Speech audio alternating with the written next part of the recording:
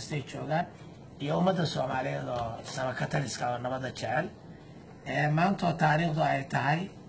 bishii 15 bishii shanaad waxaa ciidamada Puntland deegaamadoodii deganaa soo weeraray ciidamada Somaliland oo gardarro mar walba ku soo weeraray dhulka Puntland iyo ciidamada Puntland halkaas dagaalkaas saaka 12kii ayay soo weerareen kabacdina ciidamada Somaliland waa la jabiyay dib baa loo jabiyay dib baa loo riixay dagaalkiina hadda wali waa socdaa wixii waxaa ka dheer oo faahfaahinana dib baan ka soo sheegi doonaa laakiin waxaan u sheegaynaa ummadda Soomaaliyeed inay gardarro mar walba joogtaa iyo dhiig Soomaaliyeed oo dib loo daadiyo ay ka shaqeynayso xukuumadda hadda Muuse Bixi oo hogaaminayo